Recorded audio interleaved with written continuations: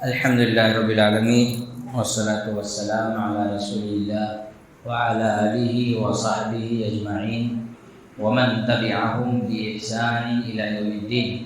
اشہد ان لا الہ الا اللہ وحدہ لا شریک لہ واشہد ان محمدا عبدہ ورسولہ، اما بعد۔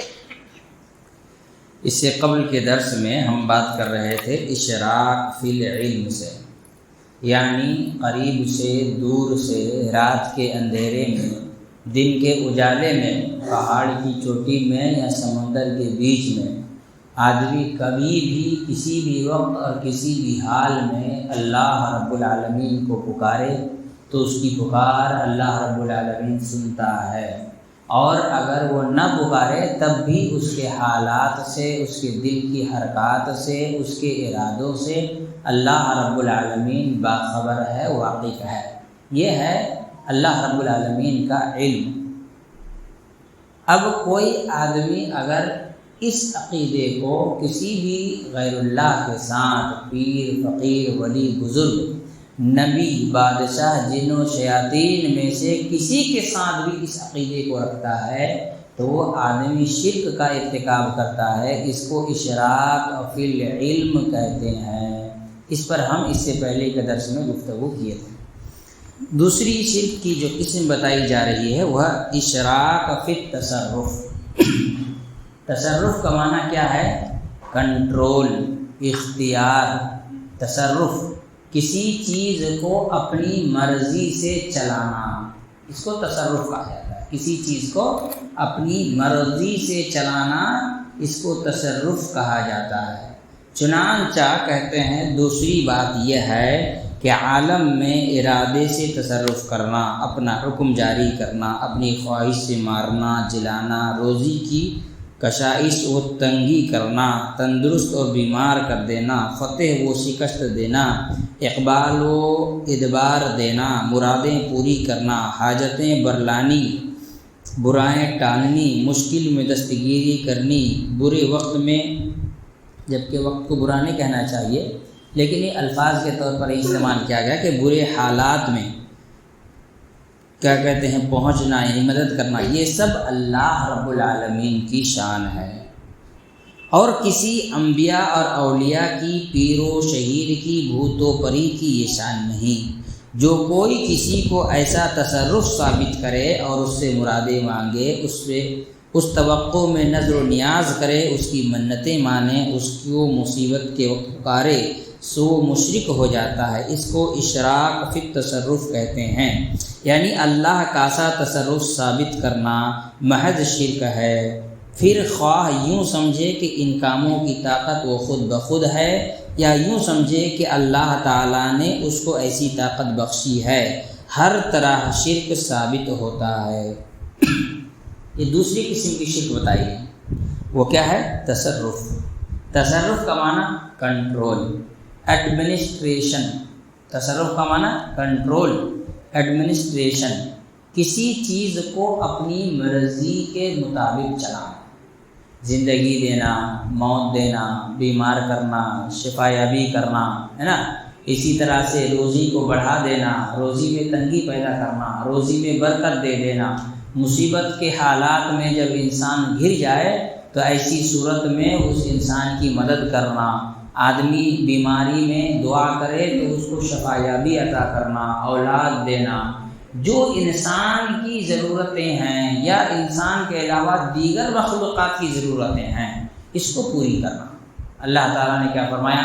وَمَا مِن دَابَّةٍ فِي الْأَرْضِ إِلَّا عَلَى اللَّهِ رِزْقُهَا يَعْلَمُ مُسْتَقَرُّهَا وَمُسْتَوْدَعَهَا كُلٌّ فِي كِتَابٍ مُبِينٍ، کہ اللہ رب العالمین نے فرمایا زمین پر جتنے بھی مخلوق ہیں، انسان ہیں، چرند ہیں، پرند ہیں، پیڑ ہیں، پودے ہیں، ہے نا، سانپ ہے، بچھو ہے، کیڑے مکوڑے ہیں، ان سب کی روزی اللہ کے ہاتھ میں ہے۔ تنگ کرے، کشادہ کرے، ڈھیلا کرے، ٹائٹ کرے، جو بھی کرنا ہو، یہ کس کے ہاتھ میں ہے؟ اللہ رب العالمین کے ہاتھ میں ہے۔ اللہ تعالیٰ ان کے مستقل اور عارضی دونوں ٹھکانوں سے واقف ہے، ان کا پرماننٹ اور ٹیمپروری ایڈریس کو اللہ تعالیٰ اچھی طرح سے جانتا ہے۔ اب دیکھیں موت اور حیات، سب سے پہلے موت اور حیات کا مالک کون ہے؟ اللہ ہے۔ قضا آئی، قضا لائی، آئے، قضا لے چلی، چلے، نہ اپنی خوشی آئے نہ اپنی خوشی چلے۔ کسی شاعر نے کہا تھا نا، لائی حیات آئے، لائی حیات آئے، قضا لے چلی چلے، نہ اپنی خوشی آئے نہ اپنی خوشی چلے۔ یہ زندگی موت، اس کا مالک کون ہے؟ اللہ رب العالمین۔ ہمارے یہاں ہندوستان میں ڈاکٹروں کو لوگ بھگوان کہتے ہیں، کیوں؟ موت و حیات کا مالک سمجھتے ہیں، ہے نا؟ موت و حیات کا مالک کون ہے؟ کتنی عجیب بات ہے، کلمہ پڑھنے والا انسان موت و حیات کا مالک اپنے پیروں، فقیروں، بزرگوں کو مانتا ہے۔ کہا امین القادری نے، یہ بھی ایک ہے کہ غوث پاک کا کوئی نام بے وضو لے تو مر جائے، ہے نا؟ کہ کوئی آدمی بنا وضو کے پیر عبد القادر جیلانی کا نام لے لیتا تھا تو مر جاتا تھا۔ کہتے ہیں کہ دو لوگوں میں جھگڑا ہوا، ہے نا؟ دو مولوی صاحب میں جھگڑا ہوا، مولوی صاحب لوگ بہت جھگڑتے ہیں، تو ایک مولوی صاحب نے دوسرے مولوی صاحب کو بے عزت کرنے کا بہت زبردست پلان بنایا۔ کیا کیا؟ مردے کی کھاٹ میں ایک زندہ آدمی کو لٹا دیا، اور اس مولوی صاحب کو جو دشمن تھا اس کو بلایا کہ تم جنازہ پڑھانے آؤ۔ پلاننگ یہ تھی کہ جنازے میں کتنی تکبیر ہوتی ہے؟ کتنی ہوتی ہے؟ 2 تکبیر کے بعد مردہ کھڑا ہو جائے گا اور زور زور سے ہنسے گا، مذاق اڑائے گا، اس سے یہ والا مولانا بے عزت ہوگا، ہے نا؟ ان کی انسلٹ کی جائے گی۔ مولانا آئے، کہتے ہیں کہ آئے ہی تھے کہ چہرے پر غصے کے آثار نمایاں تھے، میں نے چہرے پر غصہ نظر، ہمیں پتہ چل گیا ہے کبھی زندہ لوگ ہیں اس کے اندر، ہم کو بے عزت کرنے مانگ رہے ہیں۔ اتنے میں نماز شروع ہوئی، نماز پڑھی جانے لگی۔ اب مردہ اٹھ ہی نہیں رہا ہے تو لوگ زور زور سے کھانسنے لگے کہ ابھی سو گیا وہ تو اٹھ۔ ہاں بالکل، قبرستان میں نیند بڑی آ رہی ہے، جنازے میں ایک تو بڑی نیند، اٹھ۔ لیکن وہ نہ اٹھا، لیکن وہ نماز ختم ہو گئی تو مولانا نے کہا اب یہ قیامت کی صبح سے پہلے نہیں اٹھے گا۔ تو موت و حیات کا مالک کون ہے؟ کون ہے؟ مولوی صاحب۔ کلمہ پڑھنے کے بعد یہ عقیدہ لوگوں کا ہے، کلمہ پڑھنے کے بعد کالی بلی راستہ کاٹ دی ہے، جائیں گے تو مر جائیں گے، ہے نا؟ ہندوؤں میں ہے نا، مانگلک سے شادی کریں گے تو مر جائیں گے، مرنا تو ویسی ہے، شادی ہی تو موت ہے، ٹینشن کاہے لے رہے ہو، ویسے بھی مرنا ہے۔ پھر کیا ہوتا ہے؟ موت و حیات کے مالک اللہ کے علاوہ کسی اور کو ماننے کا نتیجہ کیا ہے؟ موت و حیات کا مالک اللہ کے علاوہ کو ماننے کا نتیجہ یہ ہے کہ کسی کے گھر میں اگر چھت پر چیل آ کے بیٹھے یا کوا آ کر بیٹھے یا الو آ کر بیٹھے تو لوگ عقیدہ یہ رکھتے ہیں کہ اس گھر میں ابھی بہت جلدی کوئی مرنے والا ہے، جلدی ہی کسی کی موت ہونے والی۔ تو اس طرح سے ایمان لانے کا دعویٰ کرنے والے، کلمہ پڑھنے والے بھی موت و حیات کا مالک اللہ کے علاوہ دوسروں کو مانتے ہیں۔ مدد کرنا، اللہ کے رسول صلی اللہ علیہ وسلم معراج پر گئے 7ویں آسمان سے جب آگے بڑھے تو جبرائیل علیہ السلام نے کہا کہ میں آگے نہیں جا سکتا، اب آپ اکیلے جائیے۔ اب 2 قصہ اس کے بعد، یہ قصہ یوں آیا، اب 2 طرف جا رہا ہے، 2 قصہ سنیے۔ ایک قصہ یہ تھا کہ کیلے کے چھلکے پر پیر پڑا اور اللہ کے رسول صلی اللہ علیہ وسلم کا پیر پھسل گیا۔ آسمان میں کیلا پر کھایا ہوا، فرشتے لوگ کھاتے نہیں ہیں، کون کیلا کھایا تھا بھائی آسمان میں؟ کیلے کے چھلکے پر پیر پڑا، رسول اللہ صلی اللہ علیہ وسلم کا پیر پھسل گیا۔ اتنے میں ایک ہاتھ نے آ کر نبی صلی اللہ علیہ وسلم کا ہاتھ پکڑ لیا، تو رسول اللہ نے کہا انت دستگیر، کیا کہا؟ انت دستگیر۔ وہ کون تھے؟ پیران پیر شیخ عبد القادر جیلانی، تب سے ان کا نام تھا پیر دستگیر شیخ۔ ارے جھوٹ بھی صحیح سے بولا، انت عربی، دستگیر فارسی، انت کیا ہے؟ عربی. دستگیر کیا ہے؟ گاف ہے عربی میں. پورے قرآن میں کہیں گاف پڑھے ہیں؟ تو انت دستگیر، یہ کیا ہو گیا؟ رسول اللہ صلی اللہ علیہ وسلم کا پیر پھسل گیا. پیر عبد القادر جیلانی کیا کیے؟ مدد کے لیے کھڑے ہو گئے. تو تکلیف کے موقع پر بچانا. ایک دوسرے قصے میں ہے کہ آسمان میں ایک اونچائی تھی، کوئی الماری رہا ہوگا. اللہ کے رسول صلی اللہ علیہ وسلم اس پہ چڑھ نہیں پا رہے تھے، تو پیر عبد القادر جیلانی کے کاندھے پر پاؤں رکھ کر چڑھے تھے، ہے نا. مشکل حالات میں کہیں بھی پہنچو، مدد کرنے کی طاقت کس کی ہے؟ اللہ کی. یہاں پیروں، فقیروں، ولیوں، بزرگوں کو مشکل حالات میں مدد کرنے والا اللہ کے علاوہ سمجھ لیا جاتا ہے، جبکہ وہ کیا ہیں؟ صاحب کلمہ ہیں، اہل کلمہ. جیسے یہود و نصارہ اہل کتاب ہیں، ویسے یہ لوگ اہل کلمہ ہیں، یہ کلمہ پڑھنے والے لوگ ہیں. لیکن یہ عقیدہ. تو کہا جا رہا ہے پہلی چیز موت و حیات کا مالک، دوسری چیز کیا ہے؟ لوگوں کی مدد کرنا، بیماری سے شفا حاصل کرنا. بڑا علاج کرایا مولانا، ٹھیک نہیں ہوا، فلاں بزرگ سے تعویذ لگایا، ٹھیک ہو گیا. بیماری سے شفا حاصل کرنا. دکانوں مکان میں خیر و برکت کا ذریعہ، گھوڑے کی نال، ہے نا، خیر و برکت کا ذریعہ. مصیبت اور تکلیفوں سے بچانا. کار ایکسیڈنٹ کے لیے ٹوٹا ہوا جوتا، میں نے اس سے پہلے کہا تھا، ایک آدمی سے میں نے کہا بھی تھا کہ بھائی اپنے گلے میں تو جوتا لٹکا لے، کار سے زیادہ تجھ کو اپنے جان کی فکر ہونی چاہیے نا. تو اپنے لیے جو جوتا لٹکا لے گلے میں گھوم، تو اس کے لیے کیا ہے؟ پھٹا ہوا جوتا کا کرنے کار میں، ٹرک میں، بس میں لٹکاتے ہیں تاکہ حادثات سے محفوظ رکھا جائے. کہتے رافیل لانے سے پہلے کیا کیا تھا؟ لیمبو اور مرچی، رافیل کی حفاظت کرے گا. رافیل دیش کی حفاظت کرے گا، اور رافیل کی حفاظت کون کرے گا؟ لیمبو اور مرچی. بہت سے اچھا لیمبو مرچی اگا لیتا ہے ہندوستان میں، رافیل خریدنے کی کیا ضرورت ہے؟ یہ بات صحیح ہے نا. تو مصیبت اور تکلیفوں سے حفاظت کرنا. اسی طرح سے جنگ میں شکست اور کامیابی، جنگ میں شکست اور کامیابی حاصل کرنا. اب اس بارے میں کیا ہے؟ اللہ کے رسول صلی اللہ علیہ وسلم خود جنگ میں تھے، کئی جنگ ہار گئے. جنگ احد میں کیا حال ہوا؟ جنگ خندق کتنی مشکلات کا سامنا تھا. جنگ حنین میں شروع میں تو ہار ہی گئے تھے، جنگ میں کامیابی ہوئی. صحابہ اکرام کی زندگی میں بہت ساری جنگیں ہوئی ہیں جو ہار کا سامنا کرنا پڑا، بہت ساری جنگوں میں جیت حاصل ہوئی. تو جنگوں میں جیت، مشکلات میں جیت، اور مشکلات میں تکلیفوں میں نجات پانے کا ذریعہ کسی پیر کو، فقیر کو، ولی کو، بزرگ کو مان لینا. یہ ساری کی ساری چیزیں کیا ہیں؟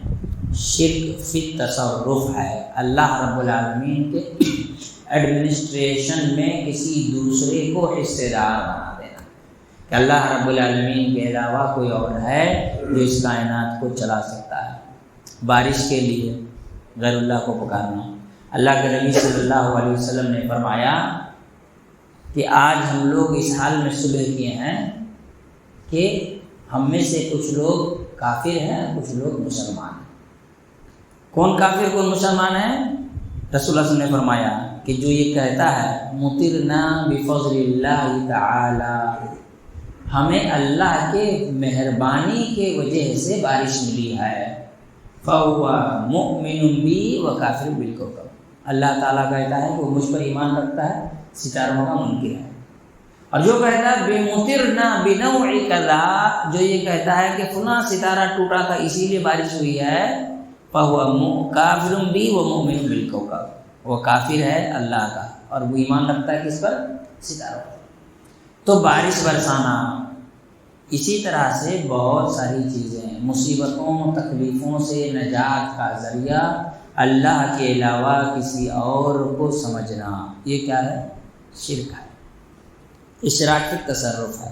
یعنی یہاں کہتے ہیں خواہ یوں سمجھے کہ ان کاموں کی طاقت ان کی اپنی ہے، یا یوں سمجھے کہ اللہ نے ان کو طاقت دیا ہے، دونوں ہی صورتوں میں شرک ہے.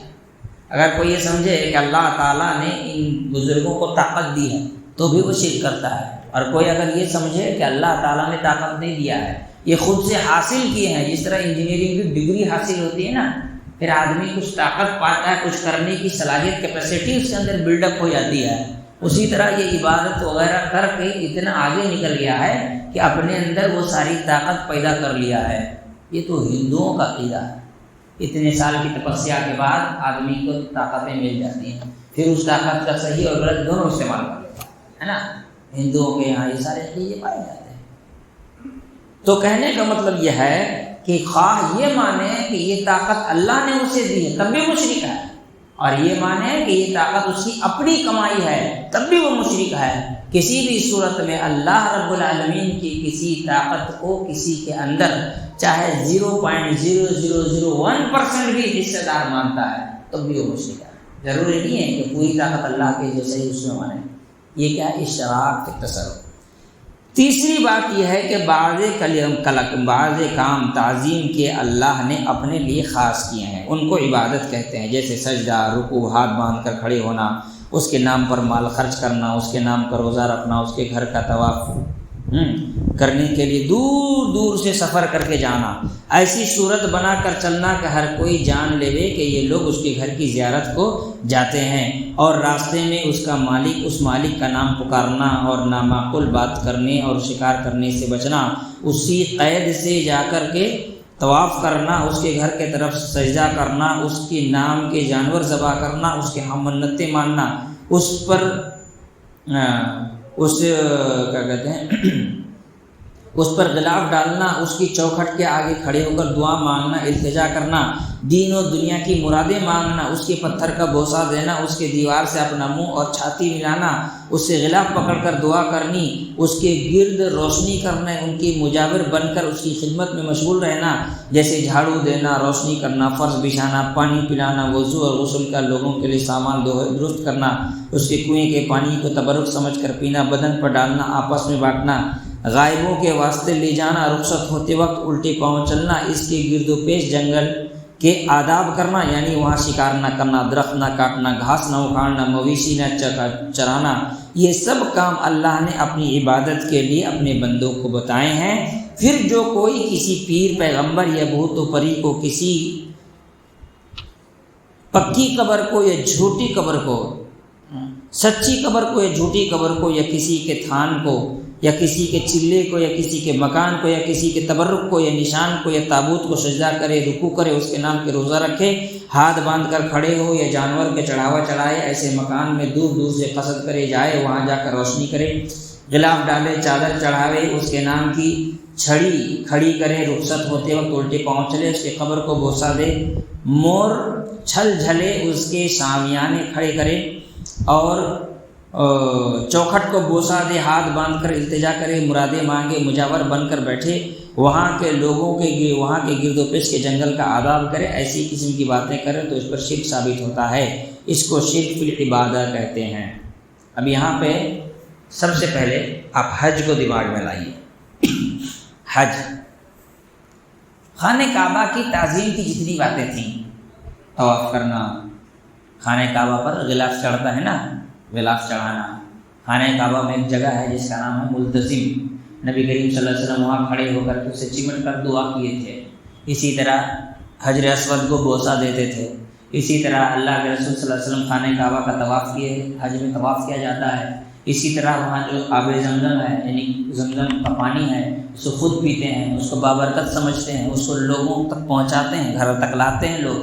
اچھا، خانہ کعبہ یعنی حدود حرم میں گھاس کاٹنا، جنگل کاٹنا بھی منع ہے، وہاں کے جنگلوں تک کی تعظیم کا حکم ہے شریعت میں، تو وہاں شکار کرنا، یہ ساری چیزیں اللہ تعالیٰ نے منع کر دیا۔ تو اب یہ کہنا چاہتے ہیں کہ کوئی انسان اللہ نے اپنی تعظیم کے لیے جو باتیں خانہ کعبہ کے لیے کہا ہے وہی چیز کسی مزار کے لیے کرے، چادر چڑھانا، خانہ کعبہ میں غلاف ہے، یہ مزار پہ چادر چڑھا رہا ہے، وہاں حجر اسود کو بوسہ دیتے ہیں، یہ قبر کو چوم رہا ہے، وہاں خانہ کعبہ کی طرف منہ کر کے سجدہ کر رہے ہیں یا مزار کی طرف منہ کر کے سجدہ کر رہا ہے. وہاں خانہ کعبہ کا طواف ہے، یہاں مزار کا طواف ہے. وہاں کے زمزم کا پانی تبرک ہے، یہاں لوگ لاتے ہیں اجمیر جل لے کے آتے ہیں، جیسے ہندو لوگ گنگا جل سے اجمیر جل لے کر کے آتے ہیں. آپ کو بات بتاؤں، کیا نام بولی ہیں ذہن سے نکل گیا. پاکستان کے مفتی صاحب ہیں، وہ ایک ٹوپی پہنتے ہیں، وائٹ ٹوپی کے اندر لال ہے نا، مفتی کیا قریشی نام ہے ان کا. وہ بولے یہ ٹوپی میں حضرت روم رحمۃ اللہ علیہ کے مزار کے پاس سے خرید کر کے منگوایا ہوں. تو اس سے اس ٹوپی میں کیا برکت آ گئی؟ مزار پر سے خرید لیا ہو، مزار پر سے خریدنے کی چیز میں برکت آ گئی ہے. خانہ کعبہ کی خدمت کرنا، وہاں بیٹھے رہنا، خانہ کعبہ کی صفائی کرنا. اللہ نے حضرت ابراہیم اور اسماعیل علیہ السلام سے کیا کہا؟ وَعَهِدْنَا إِلَىٰ إِبْرَاهِيمَ وَإِسْمَاعِيلَ أَن طَهِّرَا بَيْتِيَ لِلطَّائِفِينَ وَالْعَاكِفِينَ وَالرُّكَّعِ السُّجُودِ، ہے نا. یہاں مزار کی صفائی کرنا، اس کی خدمت کرنا، اس کا مجاور بننا. وہاں کا سجادہ نشین، سجادہ مطلب کیا ہوتا ہے جانتے ہیں؟ سجادہ، یہ کارپیٹ پہ سجادہ کہا جاتا ہے عربی زبان میں، جس میں سجدہ کیا جاتا ہے. سجادہ نشین، گدی نشین کو سجادہ نشین کہا جاتا ہے. وہاں کے سجادہ نشین بننا. جیسے خانہ کعبہ کی صفائی، مزاروں کی صفائی. جیسے خانہ کعبہ کے پاس لائٹ وغیرہ لگاتے ہیں تاکہ آنے والے کو دقت نہیں ہے، مزاروں پر لائٹیں لگیں گی تاکہ لوگوں کو آنے میں دقت نہ ہو. تو جو تعظیم خانہ کعبہ کے لیے ہے وہ کسی اور کے لیے کرنا یہ بھی شرک ہے، کیونکہ خانہ کعبہ کی نہیں، اصل میں اللہ کے حکم کی تعمیل ہے. اللہ نے حکم نہیں دیا تو یہ کیا ہے؟ شرک ہے. اب تو اس جملے سے اس کو مارک کیجیے گا، اس جملے سے شرک کے وہ سارے دروازے بند ہوتے ہیں جو لوگ یہ کہتے ہیں کہ ہم مزار کو سجدہ نہیں کرتے، ہم تو تعظیماً وہاں جا کر جھکتے ہیں، عبادت کی نیت سے نہیں، تعظیم کی نیت سے. اسی لیے انہوں نے یہاں پر پہلا جملہ لکھا، بہت سے کام تعظیم کے ایسے ہیں جو اللہ نے اپنے لیے خاص کیا ہے، وہ تعظیم کسی اور کے لیے کرنا جائز اور درست نہیں ہے، وہ شرک ہوگا. چاہے آپ عبادت کی نیت سے سجدہ کریں یا تعظیم کی نیت سے کریں یا محبت کی نیت سے کریں، ہر حال میں وہ شرک ہے، کیونکہ تعظیم، عبادت، محبت سب اللہ کا ہے نا. پھر کیا ہوگا اس بیچارے کا، احمد نسبندی کا؟ اجی انہیں سجدہ نہیں کر رہا جی، انہیں بزرگ کا پاؤں چومنے کو ہے، کئی کو چومنے کو ہے. بزرگ کا پاؤں حجر اسود تھوڑی ہے، مزار کی چوکھٹ، خانہ کعبہ کی چوکھٹ تھوڑی ہے. بات سمجھ میں ہے نا؟ ارے وہ تو عبادت کی نیت سے، ہمارے یہاں کتنے وہ عبادت کی نیت سے نہیں، محبت میں جھک رہا ہے تو محبت میں بھی نہیں جھکنا چاہیے، وہ بھی شرک ہے. کیونکہ اتنی محبت ہو کے سامنے جھکا جائے یہ صرف اللہ کا حق ہے. وَمِنَ النَّاسِ مَن يَتَّخِذُ مِن دُونِ اللَّهِ أَندَادًا يُحِبُّونَهُمْ كَحُبِّ اللَّهِ. کتنے لوگ ایسے ہیں جو محبت والی شرک کرتے ہیں اس طرح سے کہ جیسے اللہ سے محبت ہونی چاہیے ویسے غیر اللہ سے محبت کر بیٹھے. بات سمجھ میں آ رہی ہے؟ ہمارے یہاں بھی بہت سارے بھولے بھالے بولے، ارے وہ تو محبت کی وجہ سے کر رہا ہے، عبادت کی نیت سے تھوڑی کر رہا ہے. محبت کا عبادت کا حصہ نہیں ہے. عبادت کے 3 ارکان، عبادت کے کتنے ارکان ہیں؟ 3. کیا کیا ہے؟ محبت، ڈر، امید. یہ تینوں ہونے چاہیے. محبت بھی اللہ سے، ڈر بھی اللہ سے، امید بھی اللہ سے. اتنا آسان نہیں ہے شرک کر کے بھاگ نکلنا. اسی لیے انہوں نے سینٹنس کی اسٹارٹنگ کس سے کی ہے؟ تیسری کے بعض کام تعظیم کے اللہ نے اپنے لیے خاص کیا ہے، ان کو عبادت کہتے ہیں. جملہ عبادت تعظیم ہی کے لیے جو ہے. ہم جو سجدہ کر رہے ہیں کس لیے؟ اللہ کی تعظیم کے لیے، محبت سے ہی کر رہے ہیں. کون ہے جو کہے کہ میں بنا محبت کے اللہ کو سجدہ کرتا ہوں؟ اس کی سجدہ قبول نہیں ہوگی. وہ کہے کہ میں رکوع سجدہ کرتا ہوں لیکن محبت سے نہیں کرتا ہوں، کینسل، ریجیکٹ نہیں ہو سکتا. اسی لیے کوئی آدمی محبت سے، ڈر سے، تعظیم سے جھکنا اللہ کے لیے. اور یہ جو خانہ کعبہ کے ارد گرد چکر لگانا ہے یہ خانہ کعبہ کی تعظیم نہیں ہے، یہ اللہ کے حکم کی تعمیل ہے. حضرت عمر رضی اللہ تعالیٰ عنہ کو اللہ نے بڑا زبردست دماغ دیا. کیا کہا؟ اے پتھر، میں جانتا ہوں نہ تو نفع پہنچا سکتا ہے نہ تو نقصان پہنچا سکتا ہے، میں تو تمہیں بوسہ اس لیے دے رہا ہوں کہ میں نے اللہ کے نبی کو بوسہ دیتے دیکھا ہے، اگر نہیں دیکھا ہوتا تو کبھی تجھے میں بوسہ نہیں دیا ہوتا۔ پتھر کی محبت میں چوما نہیں جا رہا ہے، اتباع رسول میں اس کو چوما جا رہا ہے۔ تم یہاں بزرگ کے محبت میں مزار کو چومے چاٹے جا رہے ہو۔ پیتل کا بناتے ہیں بس، پیتل کا 18 فٹ لمبا، میں نے کہا 3 کو لٹایا ہو کیا؟ میاں بیوی بچوں تینوں کو لٹا دیں لمبے 18 فٹ لمبا مزار دیکھیں کبھی؟ اورنگ آباد کی جگہ ہے مہاراشٹر میں، وہاں زندگی میں ایک مرتبہ مزار دیکھا ہوں، پھر کن پکڑ لیا کہ نہیں یہ تو نادانی غلطی، اللہ معاف کرے۔ مزار کوئی دیکھنے کی جگہ ہے، لیکن چلا گیا تھا۔ وہ حنیف صاحب تھے، ایڈوکیٹ حنیف مسجد کے متولی تھے، گیا تھا عید پڑھانے کے لیے، ہمارے یہاں پڑھتا تھا تب، تو بولے دیکھ لیجیے شرک کا اڈا دیکھ لیجیے، گئے ایک عورت ایسے سر جھکا کر کے آیت الکرسی، بھلے توبہ استغفر اللہ، آیت الکرسی توحید والی آیت کہاں پڑھ رہی ہے، شرک کے اڈے میں بیٹھ کے۔ اسی کو کہتے ہیں جہالت کی انتہا۔ اور مزار 18 فٹ لمبا ہے، 18 فٹ۔ مسجد کتنے فٹ لمبی ہے؟ 22-23 فٹ ہوگا، ہاں 18 فٹ۔ آدمی کی ہائٹ لمبائی کتنی ہوتی ہے؟ 6 فٹ۔ وہ بہت لمبا ہے بھائی، 6 فٹ کا ہو گیا، 7 فٹ۔ ابھی دبئی میں ایک آدمی کو دیکھا تھا، وہ 12 فٹ لمبا تھا، 18 تو میں نے دیکھا ہی نہیں ہے۔ 18 فٹ لمبی قبر، سچ میں پورا پیتل کا بنایا ہے، ذرہ برابر دھول نہیں ہے۔ یہ وہ لوگ ہیں جن کی مسجدوں میں دھول بڑے رہتے ہیں، سجدہ کرنے کا آدمی کھانسنے لگتا ہے، وضو خانے میں پڑا ہوا ٹوپی میں کیڑے پڑ جاتے ہیں، اور مزار صاف۔ تو بتانے کا مقصد یہ ہے کہ تعظیم کے لیے، اسی طرح ان کے نام پر مال خرچ کرنا۔ جملہ یاد ہے، اسی توصیہ کا جملہ ہے، بہت دن پہلے کی بات ہے۔ ایک صاحب آپ ہی کے دیوار کا واقعہ ہے نا، پوسٹر لگا رہا تھا، نہیں لگانے دی تو کیا کہا، پورا توصیہ تو انہی کی وجہ سے زندہ، پتہ نہیں کسی کا عرس تھا، پورا توصیہ تو انہی کی وجہ سے قائم ہے، زندہ ہے، ان کا پوسٹر لگانے دیں گے۔ یہ دین کے خلاف لوگ ہیں، دین کے خلاف لوگ ہیں۔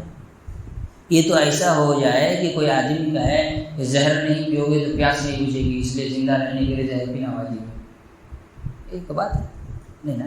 ہاں، تو یہ ہے تعظیم۔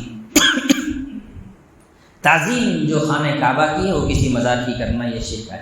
اب تو خیر مزار کی شکل ہی خانہ کعبہ کی طرح بنا دی گئی ہے، ہندوستان میں بھی ہے اور ایران میں بھی، جس کا پورا طواف ہوتا ہے خانہ کعبہ کا نمونہ۔ اس میں ایک جملہ اور لکھے ہیں، سچی قبر اور جھوٹی قبر۔ یہ کیوں ہے کہ ہندوستان میں بعض جگہوں میں کیا ہوتا ہے، قبریں جو ہوتی ہیں جھوٹی ہوتی ہیں۔ کیسے بنتا ہے؟ کسی کے قبر سے مٹی اٹھا کر کے لا کے دوسری جگہ اس کا مزار بنا دیا جاتا ہے۔ ایک آدمی ہندوستان سے گئے تھے اللہ کے رسول کے قبر سے مٹی لانے کے لیے، نہیں لا پائے، تو جیب میں مٹی لے گئے تھے کہ ایسے کر کے جیب میں لے جائیں گے، ایسے جالے میں ٹچ کر دیں گے، لے کے آ جائیں گے، پھر ہی پکڑے گئے۔ وہاں وہ پتہ نہیں کون سی آنکھ لے کے کھڑے رہتے ہیں، وہاں جو متوازن کھڑے رہتے ہیں جالے کے پاس، یہ چوکنے نہیں دیتے ہیں بھائی، پھٹ سے پکڑ لیتے ہیں۔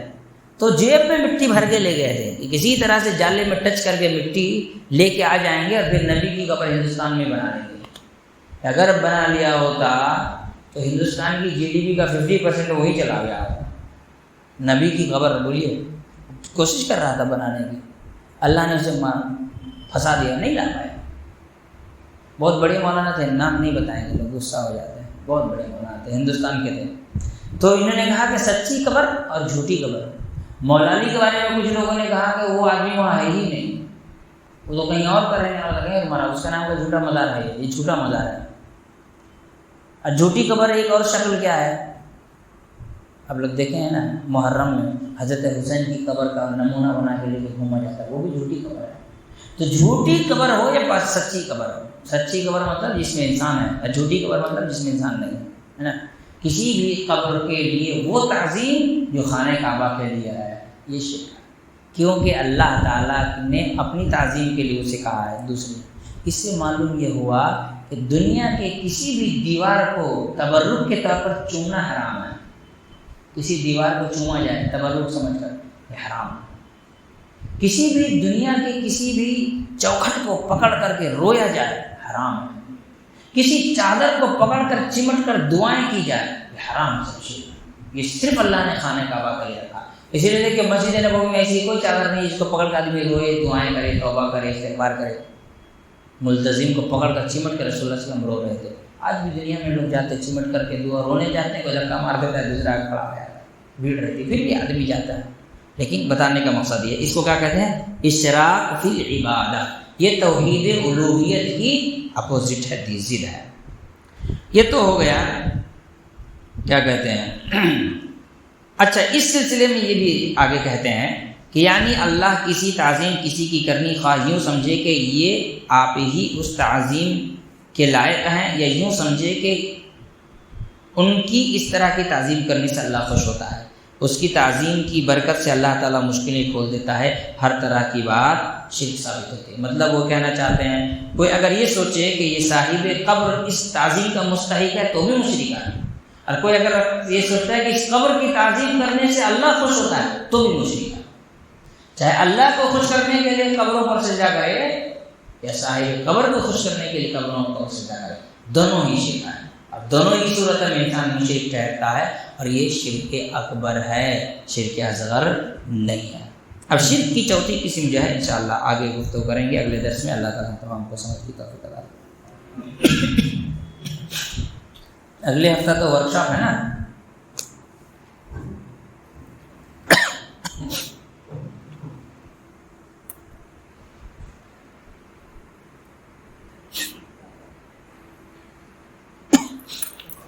ہاں, فون لے لو.